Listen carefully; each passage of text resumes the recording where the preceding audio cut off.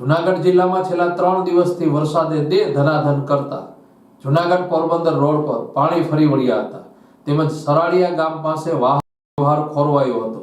આ દ્રશ્યો કોઈ નદીના નથી, આ દ્રશ્યો કોઈ તળાવના નથી, દ્રશ્યો જૂનાગઢ પોરબંદર હાઈવે પરના છે, જ્યાં ભાદર નદીના પાણી ફરી વળ્યા છે। અહીંથી પસાર થતા વાહન ચાલકોને ભારે હાલાકીનો સામનો કરવો પડે છે। બાટવાથી પોરબંદર તરફ જતા વાહન ચાલકો અહીં ફસાયેલા જોવા મળે છે।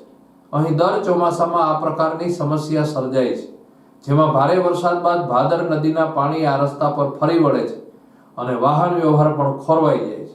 અનેક વખત પૂર્વે પણ માંગ કરી છે કે આ રસ્તો ઊંચો લેવામાં આવે જેથી પાણી ભરાઈ જવાની સમસ્યા ન સર્જાય।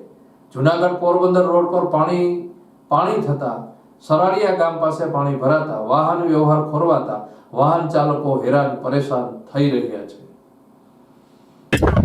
મારું નામ આશીષભાઈ છે અને અમે બાટવાથી ઘણા તરફ જઈ રહ્યા હતા અને આમ તો બધા કે બપોર પછીનું અહીંયા પાણી સતત 24 કલાકથી વધવામાં જ છે અને હજી પણ પાણી વધે જ છે ઉપરવાસેથી।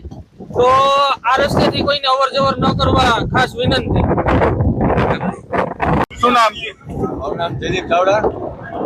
અત્યારે બાટવાથી પોરબંદર પ્રવાસ કરી રહ્યા છે અને અમારી કાર સાથે ઊભી છે।